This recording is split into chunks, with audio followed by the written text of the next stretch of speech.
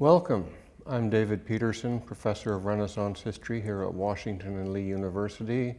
It's August 31st, 2018. I'm here with my good friend and colleague, Ted DeLaney, for another one of our conversations about his remarkable career at Washington and Lee University and his remarkable life in Lexington.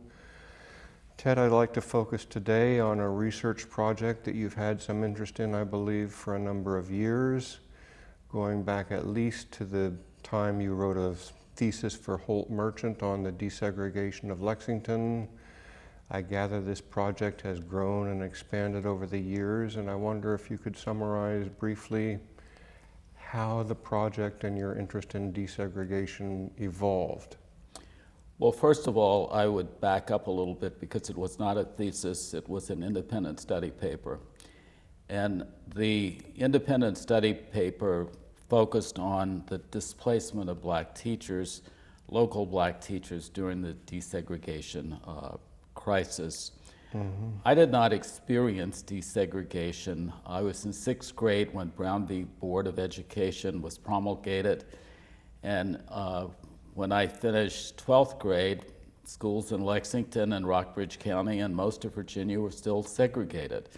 So my younger siblings experienced desegregation, but I did not, because full desegregation of schools does not occur in Rockbridge County and the city of Lexington, well, the town of Lexington at the time, until 1966. So it's fully 14 years after the Brown decision.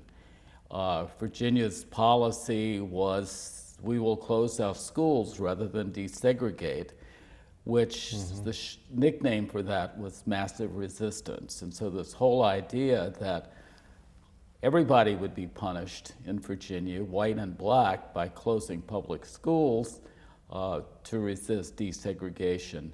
And that was state policy. And that state policy persisted for 2 or 3 years after the Brown decision, but then was very, very effective in different but more moderate phases of preserving segregation until the mid-1960s.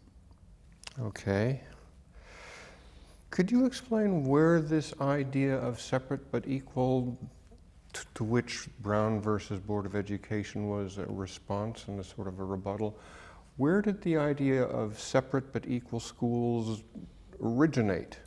The idea of separate but equal schools originated with the Supreme Court in a test case that occurred in 1895 called Plessy v. Ferguson. Essentially, what the Supreme Court does is that they agree to hear a test case that had been completely contrived, both by the railroad interest and by civil rights activists in the city of New Orleans. And so the attorney who had been a Union officer in the Civil War, Albion Tourget, quite an interesting white man who represents Homer Plessy in this case. Homer Plessy was what in New Orleans would have been called a Creole, really a misuse of the term Creole, which for New Orleans means mixed race. And a mixed race man whose features were essentially that of a white man. So Tourget's argument in this case was that race is an arbitrary distinction and that Homer Plessy should not be denied his rights because of African American heritage. The Supreme Court rules in this case that separate or segregated train cars are legal, but legal only if they are equal. The problem with separate but equal is that that is not the way it's enforced. The equal part of it is almost always ignored after 1895. The important concept here, however, is that the same decision and some movement toward that decision generated the earliest of the civil rights organizations. So in the 1890s, you got the formation of the Afro-American Council, the Afro-American League. And so after that, there was W.B. Du Bois's attempt to form a civil rights organization, something he calls the Niagara Movement. But by 1910, as a result of these segregation laws that are evolving, there's the establishment of the NAACP, the National Association for the Advancement of Colored People.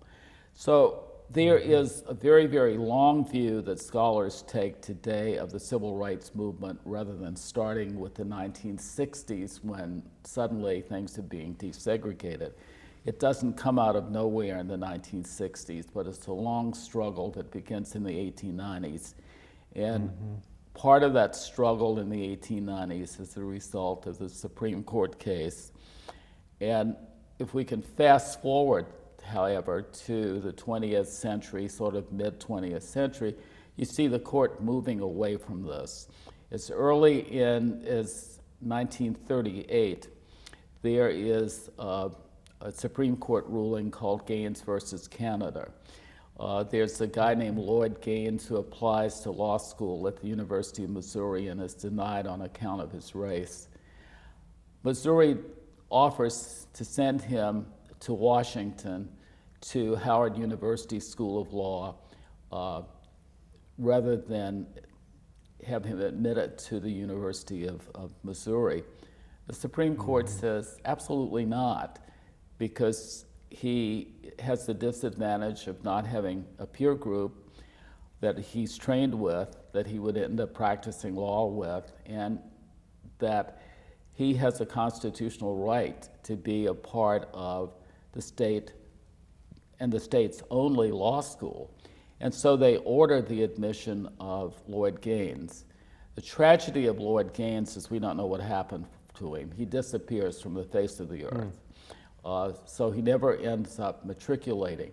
But that's the earliest decision that goes in the opposite direction. A few years later, I think the case is 1941, there's a case called Alston versus Norfolk City School Board. And in the Alston case, this guy named Melvin Alston, who had been a teacher in Norfolk, sues to get equal pay for black teachers. Much to his surprise and delight, or to the surprise and delight of a lot of other people, the Fourth Circuit Court of Appeals, of which Virginia is a part, upheld the idea of equal pay for black teachers. The Supreme Court let that decision stand. They decided they would not hear an appeal to that decision. So all through the 40s, you got some really interesting things that happened. One of the things that is most interesting that most Americans don't know is in the 40s, there's another case called Morgan versus Virginia. And it's like an early Rosa Parks case. There's this woman named Irene Morgan who boards the Greyhound bus in Gloucester, Virginia, where she's been visiting her mother, and she's going back to Baltimore to join her husband. And she has just had a miscarriage. It's a hot summer day. The bus fills up. She's sitting in the back in the seats that are reserved for blacks. But bus drivers would call for those seats if the bus filled up with white passengers. She's ordered to get up. She refuses. She's arrested. She's fined $100. The Supreme Court in Morgan versus Virginia gave the win to Morgan and ruled that segregation on interstate commerce was unconstitutional. So there's a positive win that inspires as early as 1947 freedom rides to test the the court's decision. And we could go on and on. There are two desegregation cases that deal with graduate school in 1950, where the court rules in favor of the black plaintiffs. And so nobody had any doubt that the court was moving in the direction of Brown. And so with the court's movement toward Brown, the interesting thing with Washington and Lee history is that the lawyer who had argued the most cases before the Supreme Court in his lifetime ends up being the lawyer for the segregationist in Brown v. Board, and he's one of our graduates. He ran for president in 1924. His name is John W. Davis. Huge portrait of him over in the law school. Our moot court competition is named for John W. Davis. And so John W. Davis is ironically on the wrong side of this decision, and he is up against a young black lawyer who had been going to the Supreme Court for years when he knew that John W. Davis was going to be arguing a case to learn from watching John W. Davis, and that was Thurgood Marshall.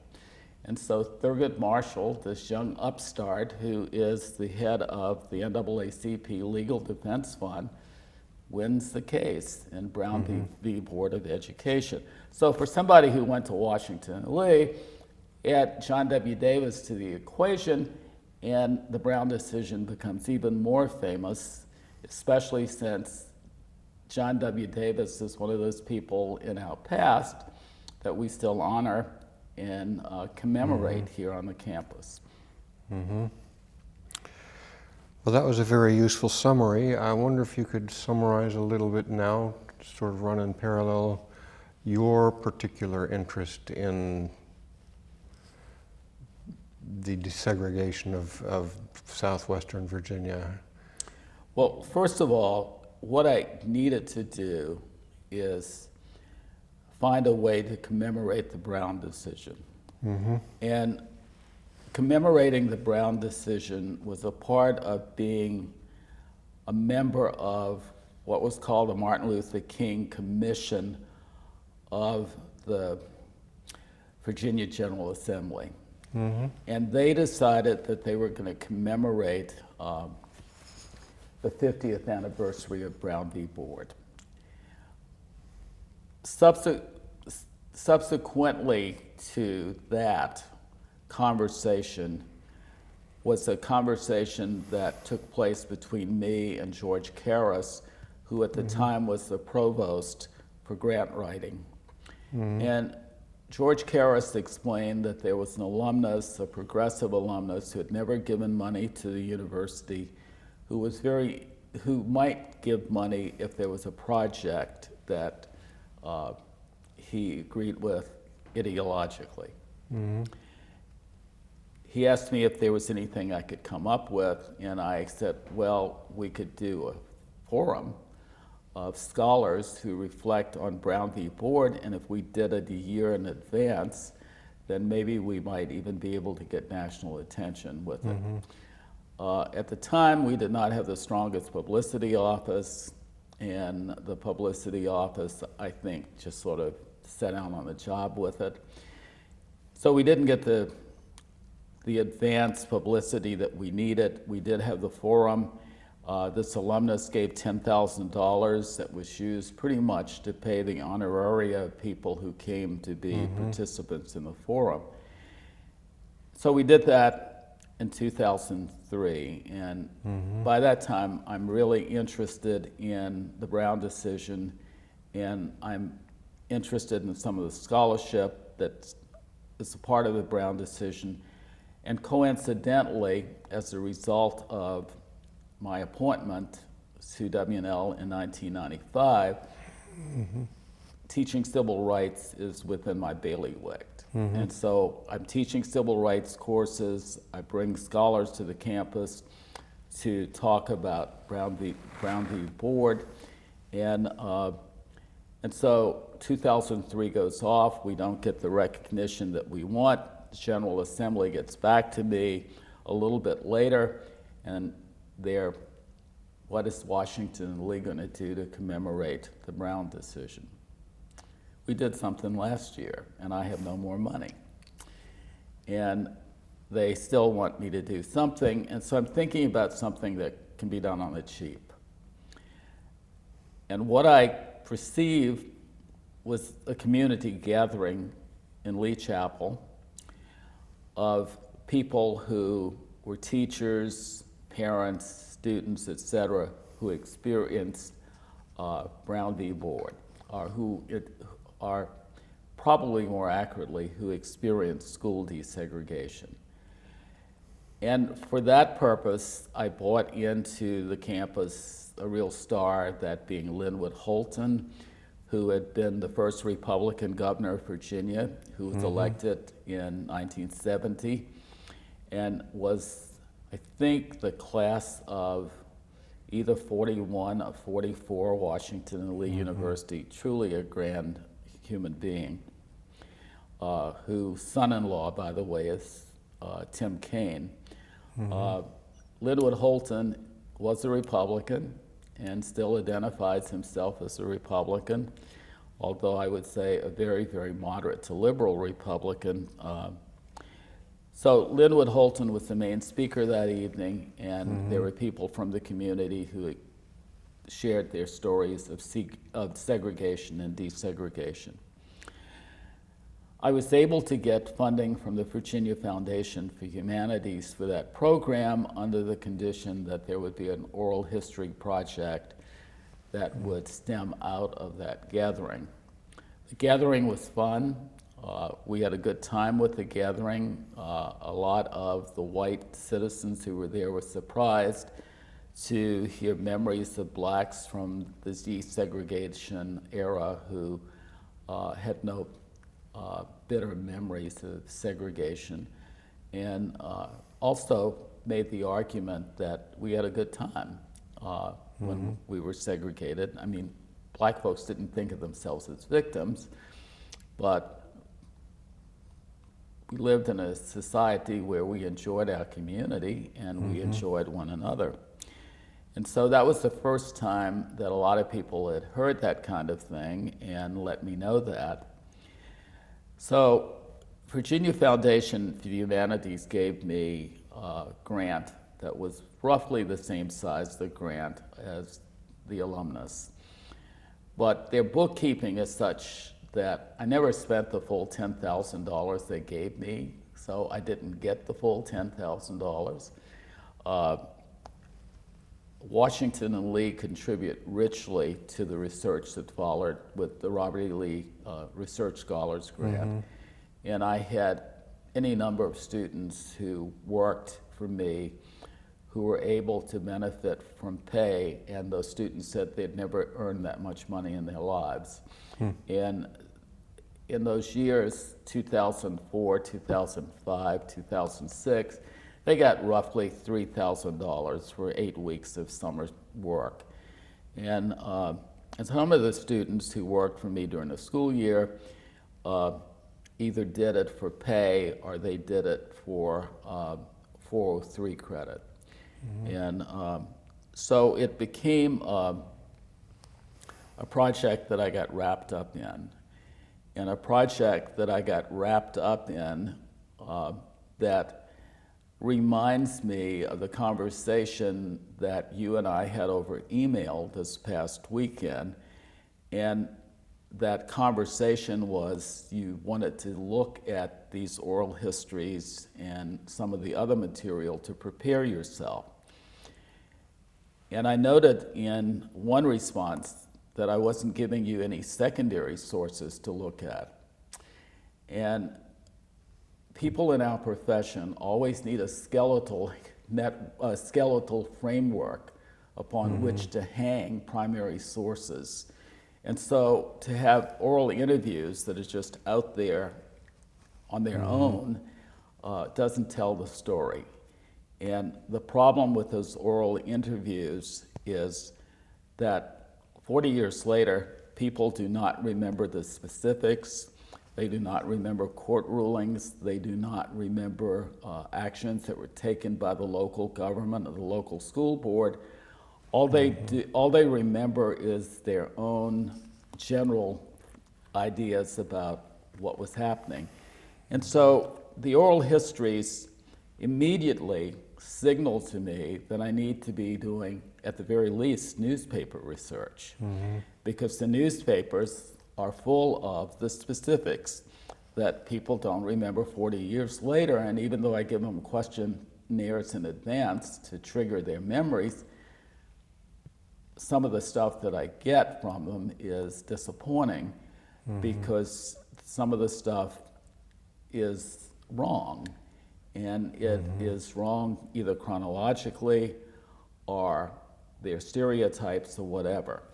And so this prompts the idea that there needs to be more manuscript research, not only reading secondary materials, but also reading school board minutes, reading town council minutes, reading city council minutes, and this kind of thing. So it evolves into a much more extensive and traditional kind of historical study than an oral history project. And so in a sense, you got pushed back into political and institutional history. exactly. But as someone who was trained mostly in social history, there's a hell of a lot of social history in school board minutes. And it all depends upon who the clerk of the school board is. Because oftentimes the clerk of the school board is doing something that is probably the correct thing according to Robert's rules, and that is to recording only motions and the vote on those motions. But some of the minutes that I read were scary because the minutes were too explicit that even dealt with discipline of specific students by name. And so there were oftentimes the reading of school board minutes that you would have to stop and scratch your head. And it's like, this should not be in the minutes. This is confidential stuff. Families should not be singled out in this way. So it would all depend upon the clerk.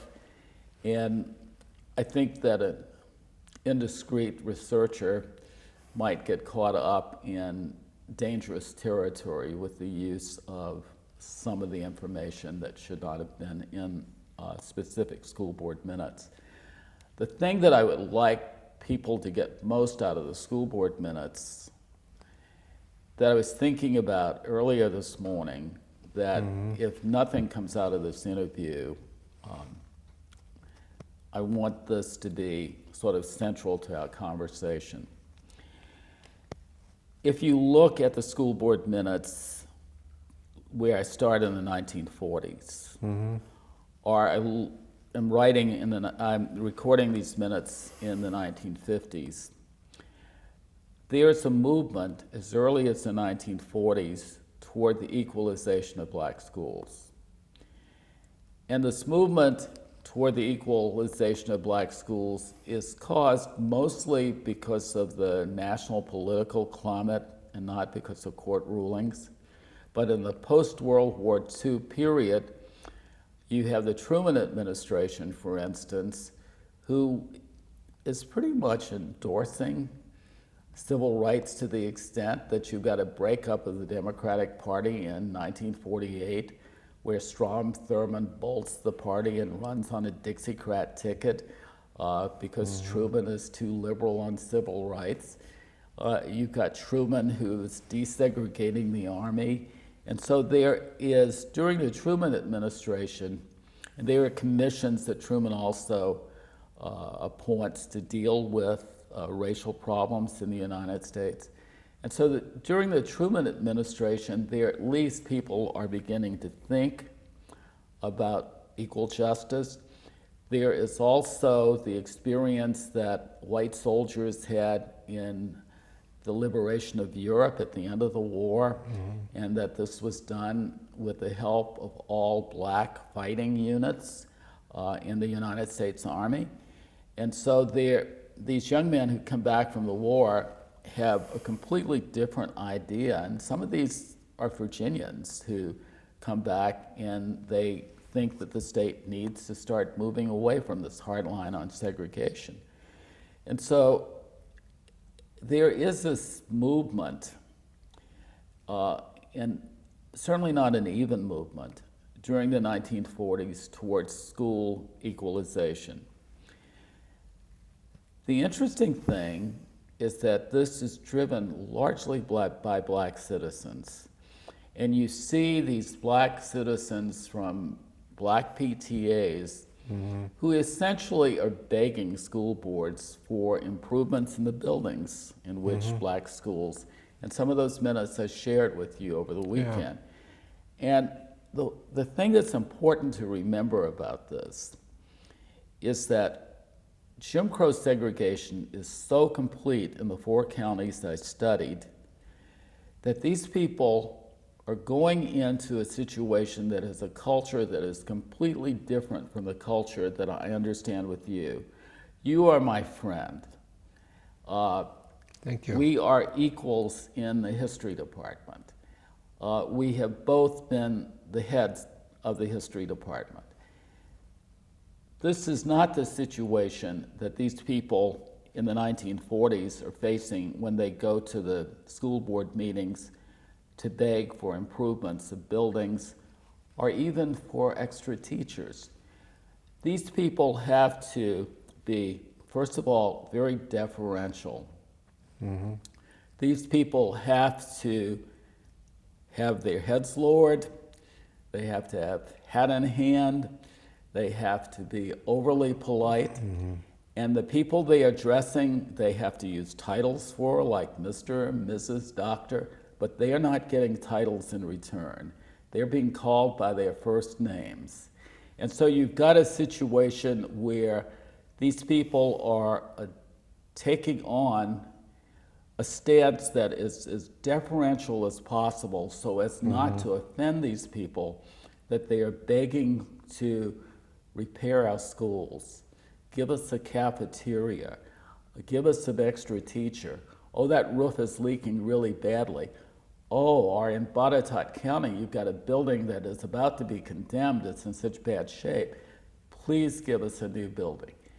And so what you have here is black agency in a way that is certainly tweaking a conscience response from these white people who are sitting on the school boards.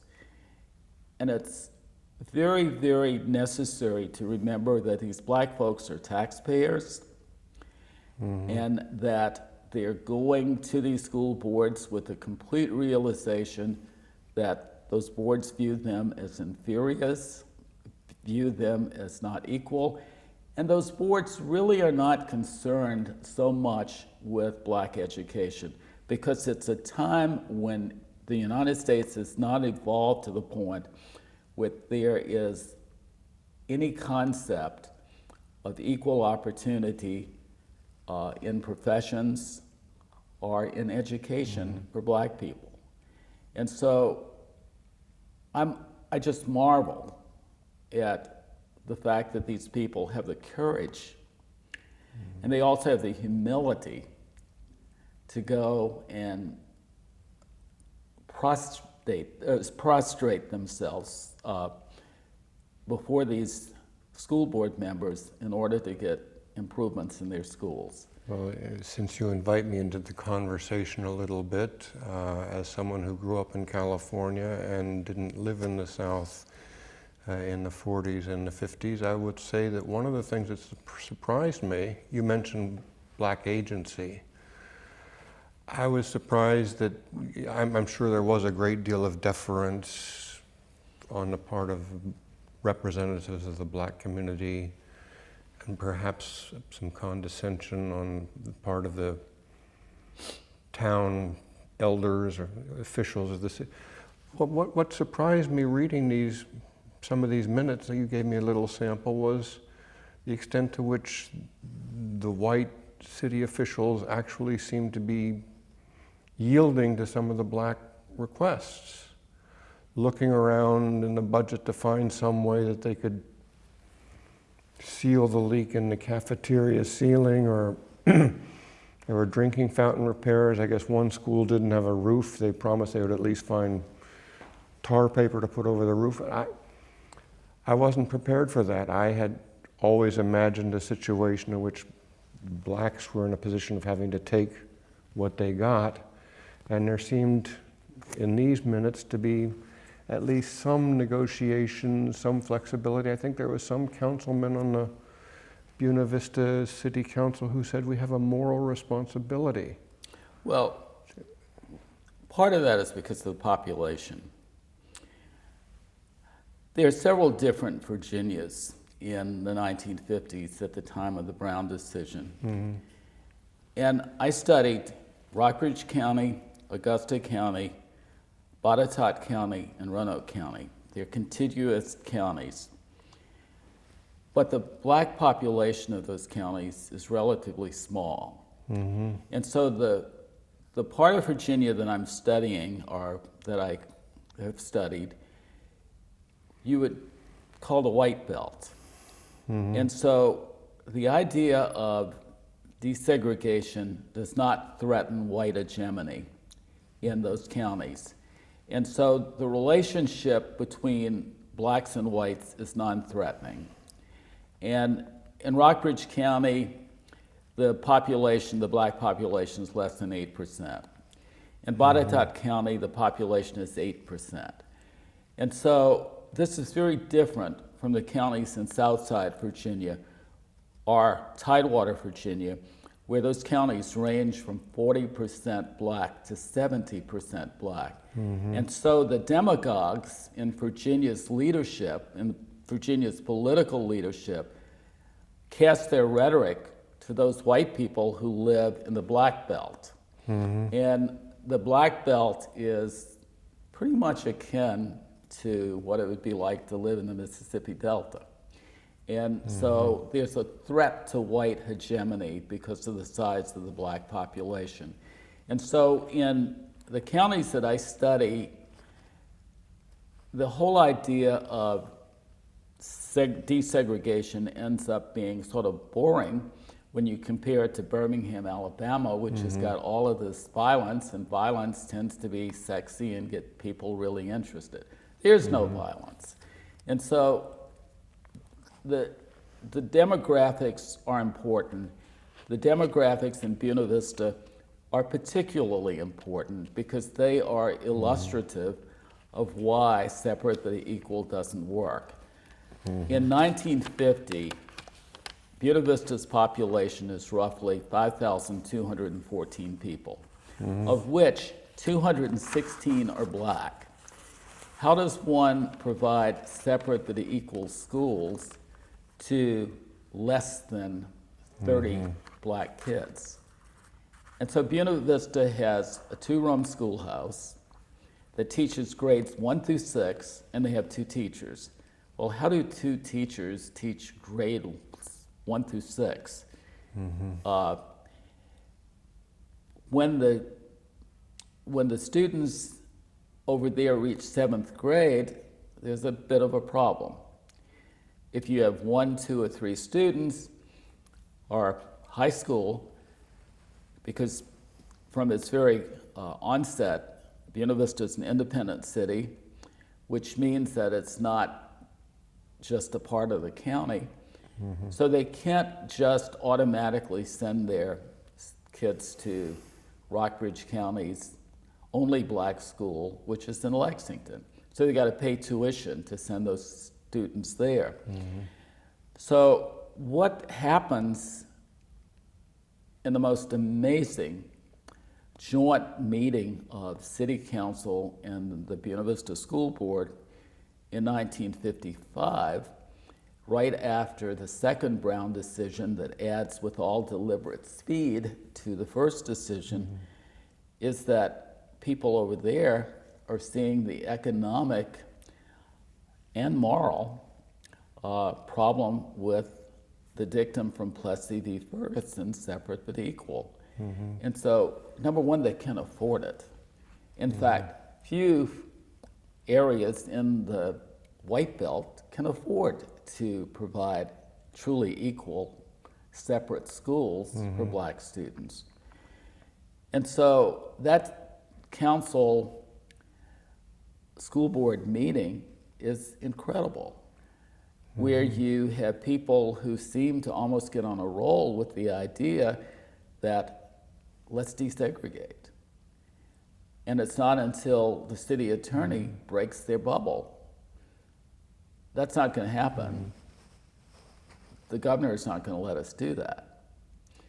And pretty much the state policy is massive resistance. We will close our schools rather than desegregate.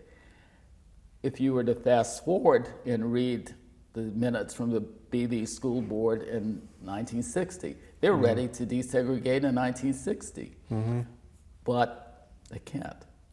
And so they don't do it until the rest of the state does. But as a Lexington native who grew up listening to people look down on that community over there, the 6 miles away, Lexington's not as progressive during the desegregation era as BV is. Lexington's not talking about a moral responsibility, but Lexington also has, at that point, the largest black population in Rockbridge County. And the second largest black population in Rockbridge County is in Glasgow.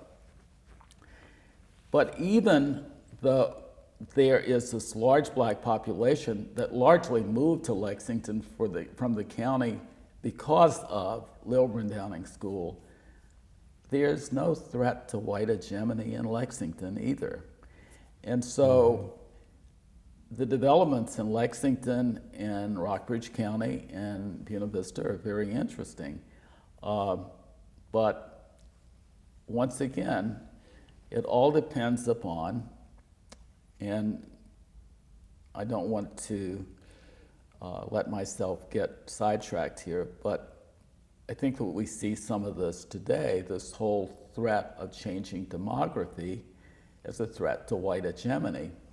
And this is exactly what does not go on in the counties that I'm studying, because there is no threat to white hegemony in those counties. The black population is small.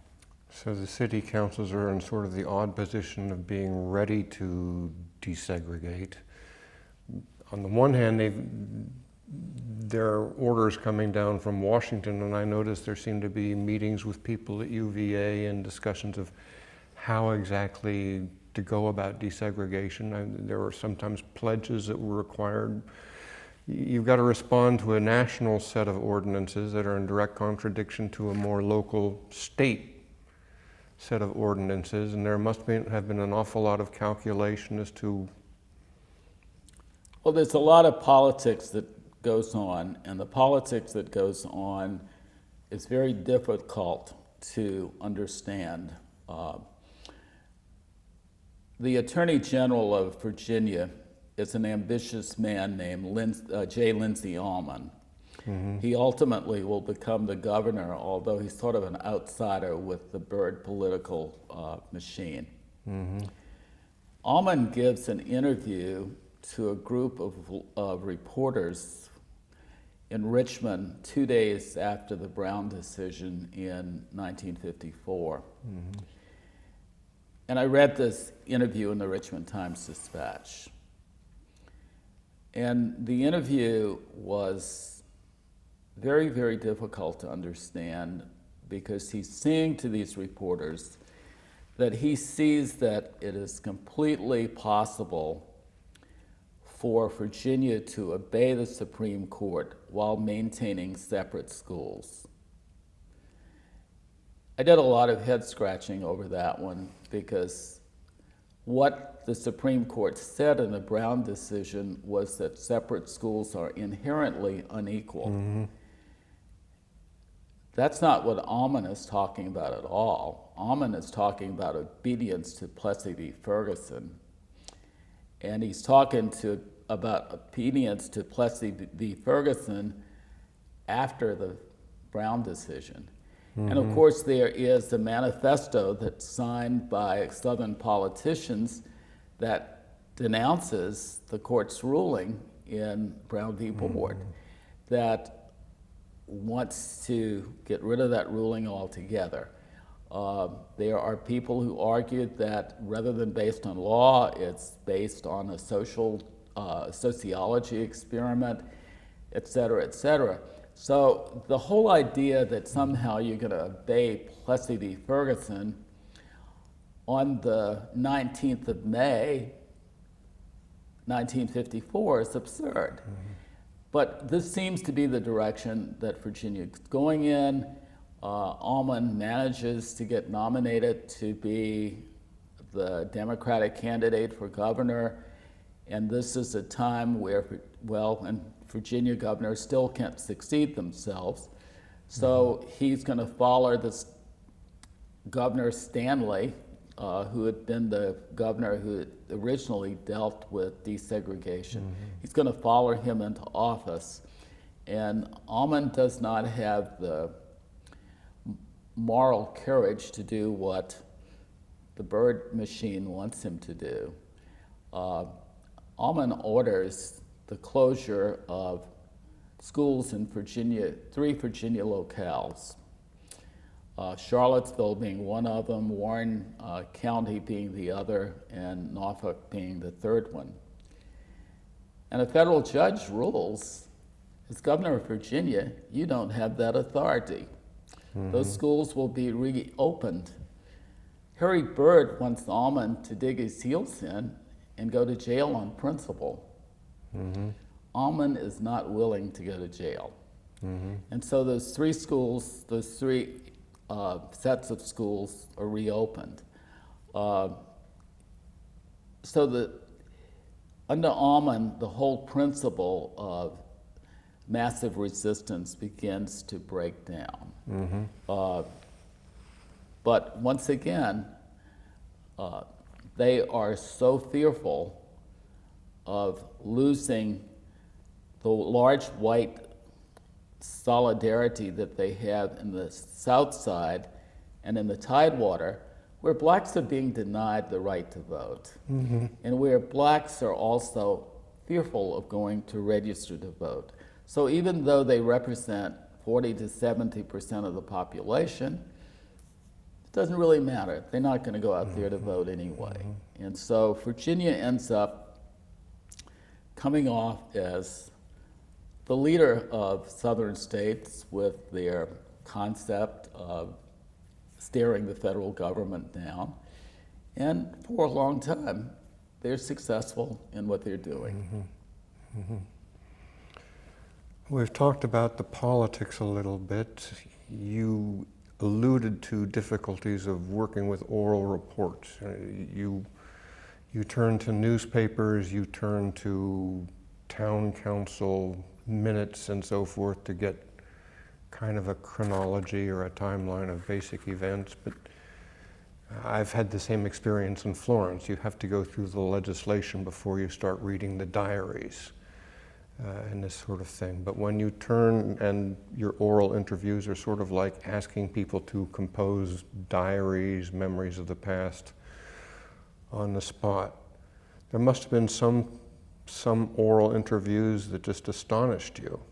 Well, there were, and some of them that angered me. Number one, when you have a project that's massive, you can't be doing all the interviews yourself. And my students did a great job. Yeah. And my colleague, Allison Bell, helped to train them. Allison Bell also helped to formulate the questionnaire that we sent to people in advance.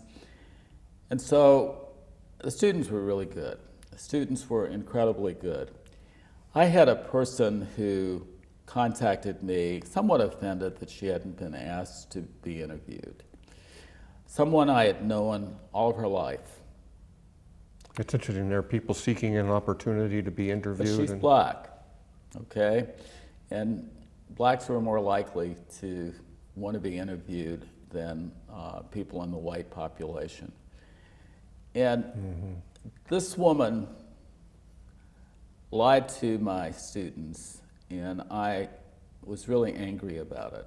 And I tended to debrief students when they came back. And as I said, I'd known this woman all of her life. And she said that she found that desegregation was no big thing because her mother was white. And I said to the students, she said, what? Well, her mother could have passed for white, but her mother was not white. I know her mother. My mother could have passed for white, but she didn't. And I was so shocked. And then I went to the tape itself and listened to the tape. She didn't even use the word white. She used the word Caucasian. Her mother was Caucasian. And so, what do you do with an interview like that? Right at the onset, there's a lie. And that wouldn't have taken place if I had been doing the interview, because I would have called her on it. I don't think that she would have ever said that to me. So what happened to that tape? It went in a trash can. You know, you start off with a lie in an interview, then the researcher who knows better can't use that. There are larger problems with this project.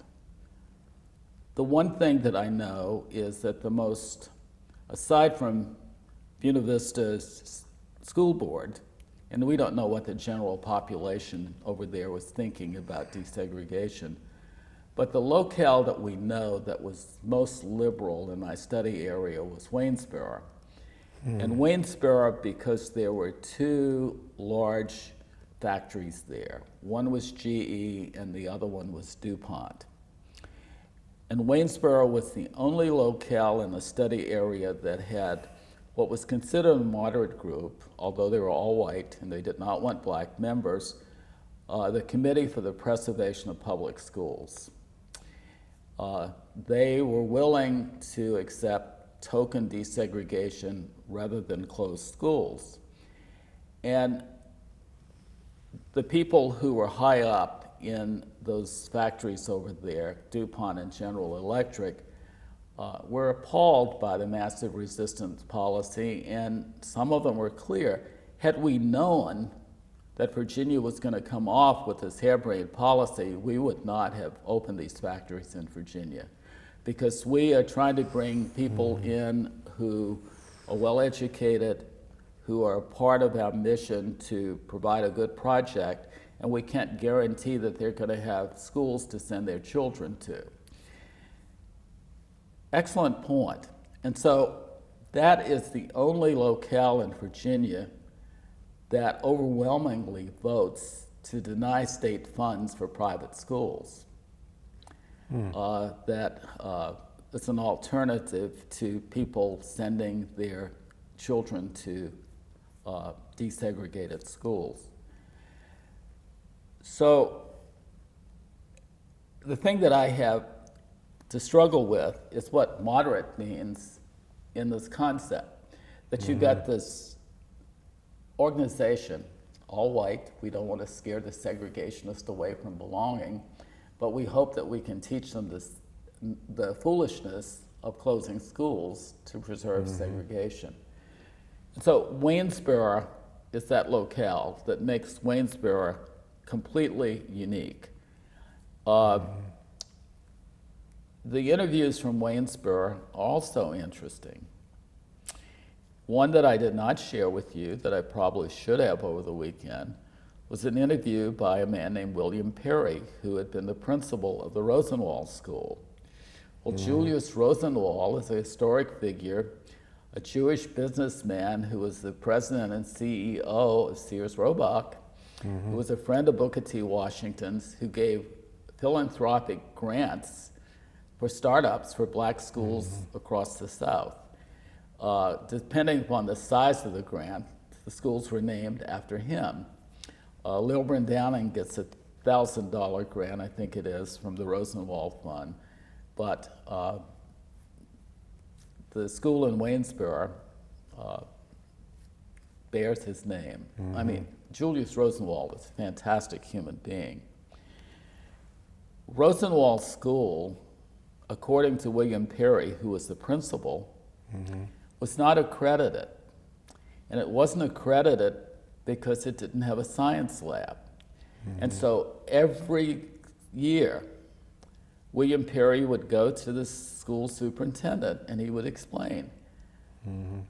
Historically, black colleges expect the students they accept to be coming from accredited schools. You got to build us a science lab. He goes before the school board in 1961 with the same request that he annually has, and much to his shock and surprise, oh, you don't need to worry about that. We're going to build you a new school. 1961. You're going to build a new black school in Waynesboro in 1961. The writing is on the wall at this point that schools are going to be desegregated. Well, of course, the one thing that the school board and the superintendent know is that's probably going to be the case, but you have a new building, you can still use that building. And that building can be just worked into the integrated school system once it occurs. But the oral histories can be fascinating, like William Perry's, but on the other hand, the oral histories tended to appall me. One of the common things that white men said in the oral histories is that desegregation was great because the black athletes started winning all of our football games. That's stereotyping. Not all black guys are good athletes. And the idea, and not all white guys are bad athletes. But the black guys started winning our football games for us is something that, as a scholar, you have to scratch your head and say, there's something wrong with making statements like that. The other thing that is problematic is memory. So you're asking people to remember across 40 years. And so the things that they remember or don't remember are oftentimes problematic. The biggest problem for me was getting the people who were segregationists to talk to me. And so they want to be interviewed anonymously, but they don't want me to know the name either. And even though I can guarantee them anonymity, I have to know my sources. I can't get them to understand that. And funny thing happened. I was presenting this research and the problems with this research at the Virginia Historical Society. And at the end of the research, this very large young white man comes charging down the middle aisle and he says to me, "Sir, I know exactly where you can find the voice of massive resistance." And I looked at him and he says, "Boxes 101 through 103 of Governor Stanley's papers, and you can pull them by locale." That was probably the most amazing thing that I have ever seen. I went to Governor Stanley's papers at the Library of Virginia, and sure enough, he saved all of the angry letters from segregationists that came into his office, and there they were, and you could see exactly the locales they came from. And some of them were wretched. Some of them were absolutely wretched.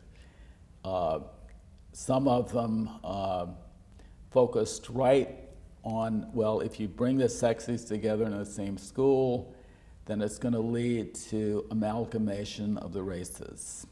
And there's going to be sexual mixing among these teenagers.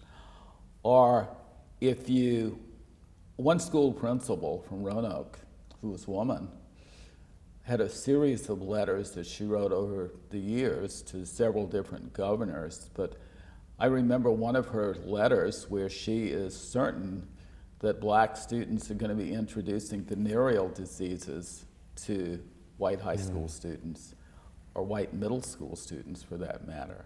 And so some of the most troubling letters, which made me wonder, would these people have written to the governor if they'd had any idea that these papers would be available for people who were the age, say, of their grandchildren to freely read at the Library of Virginia.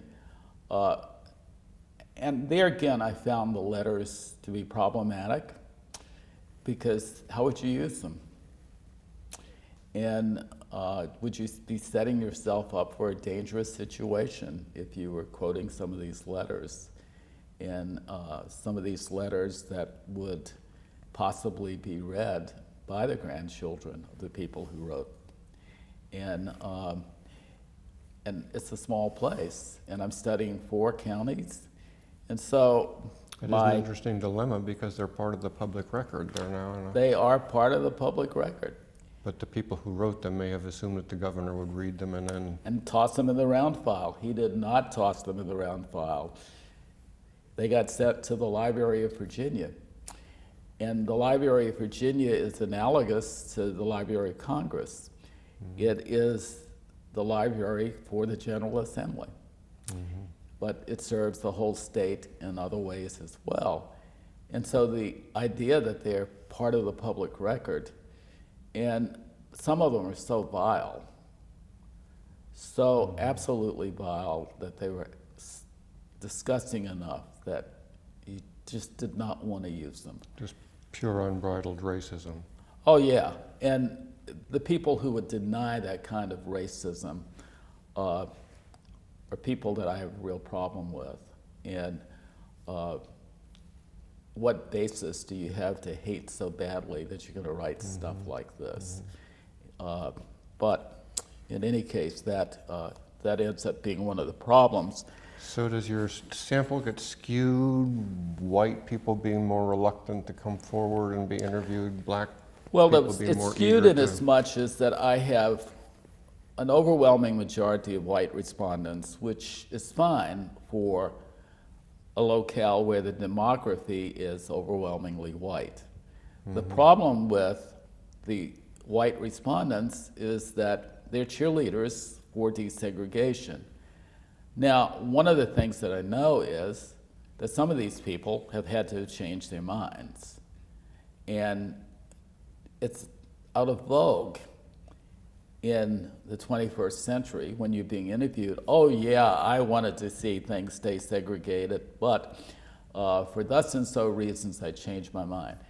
Not a single one of those interviews say anything like that. Mm-hmm. Not a single one of them.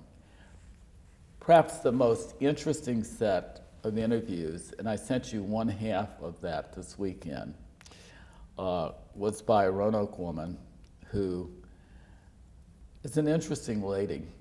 And her son calls home and says that he's going to have dinner that evening with a white family in a very, very white part of Roanoke. I remember that. And the mother thinks he's lying. And she says, bring your black ass home, you're telling me a lie, et cetera, et cetera. And he becomes this great friend of this teammate who is white. The teammate's mom and dad grant me an interview. And all of a sudden, and they do it anonymously. So all of a sudden, I've got these 2 interviews that fit together like a jigsaw puzzle. Mm-hmm. And I realize the white family is talking about this black kid whose mother doesn't believe that these people are this nice. And the man in the white family is a very prominent person, and I will not go in any depth because I don't want to reveal the anonymity here. But what I see when I look at these 2 sets of interviews, the white interview and the black interview, is the black student and his white friend are dragging their families along with regard to the reality that desegregation has occurred. And the white family seems to be more believable in this regard than the black mother is, because the white family is indeed hosting this kid for dinner. Mm-hmm. But not only is the white family hosting this kid for dinner, but the kid is doing sleepovers with his buddy in their house, much to the black kid's mother's disbelief. Well, she's convinced the Klan is going to come in and... Oh yeah, she is sure that he's going to get lynched. And And I know this lady, and I've never told her that I had an interview from the White family, but their names have to be kept confidential. She used their names in the interview. And then, of course, you're in the ethical dilemma is, okay, there's one person who's a part of the story who has used their names, but I promised the other people anonymity, and I can't reveal their names. So, delightful situation to be in, a delightful story, but to what extent do you easily tell these stories? And to what extent do you put any weight on these interviews at all? Let me give you another example of a problem. It was really funny. The 75-year-old retired black school teacher gave me an interview. It was just an absolute superb interview. She taught at Natural Bridge High School. No, I'm sorry, Natural Bridge Middle School. And desegregation of the teachers and the students were simultaneous. And so at one point in the interview, she said, and everything went just fine until my son, who was a football player, and the football team decided to have a sit-in in the principal's office to demand black cheerleaders. And all of this was very vivid and very interesting, and cheerleaders were the only problem across the state of Virginia because they didn't have faculty advisors, and they were elite groups of white girls who were not only excluding blacks, but they were excluding working class white girls from the cheering squads as well. So I'm intrigued by all of this. And then a week later, she calls and tells me her son is visiting and he's available for an interview. And her son is very bright. He's legally blind. He lives in Charlottesville. And he goes out of high school, and he had been the football player she talked about. He goes from high school to the Vietnam War. And so I'm finishing up the interview with this man, and I said, there's one thing you've not talked about. And he said, and what's that? And I said, when you and the football players did a sit-in in the principal's office to get black cheerleaders. And he looked at me very puzzled, and he said, that never happened. And so I go home, and I think, the mother is not, she doesn't have dementia. She has good memory. I believe her to be an honest person. And I also believe her son to be an honest person. And then there was a realization in my own memory what had happened with the story. What she described happened at Lexington High School, not at Natural Bridge High School. And somehow that Lexington High School incident had gotten superimposed in her memory. Lexington High School had a football player who became, well, he had at least 15 minutes of fame on the national stage. He went from high school to the Pittsburgh Steelers. His name was Steve Davis.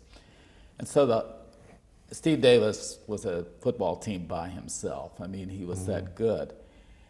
But the players at Lexington High School, and I don't remember whether my brother was one of those people who did that, but my brother was on the team at Lexington High School. The players did sit in the principal's office to get black cheerleaders, and it made the local newspapers. And so, how did this happen with this teacher's mind and memory at Natural Bridge? Well, memory plays tricks on us, doesn't it? It does indeed. And so there's great reason to be cautious when you're using oral history, because oral history can cause you to go down the primrose path of writing stuff that just is not right, is not correct. We're getting a little short on time, but I did want to ask you whether there were any surprises for you in reading the interviews of African American respondents. I think that there was a lot of nostalgia in reading the interviews that I understood full well. Black teachers were especially nurturing.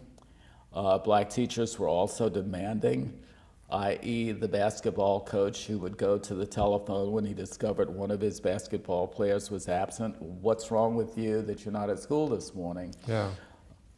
Take your shower because I'm going to be at your house in 10 minutes to pick you up to bring you to school. That was the way black teachers typically operated. And that was favorable memory for most people who went to all black schools. But what happens is, with some of the interviews, the expression is that we lost more than we gained. Well, the problem with arguing that we lost more than we gained is that we gained equal opportunity. And equal opportunity to access to a lot of things that we didn't have before. Culturally, yeah, we lost. The black high schools across the South were like the black churches, and black families, black students, black alumni felt an ownership of those places.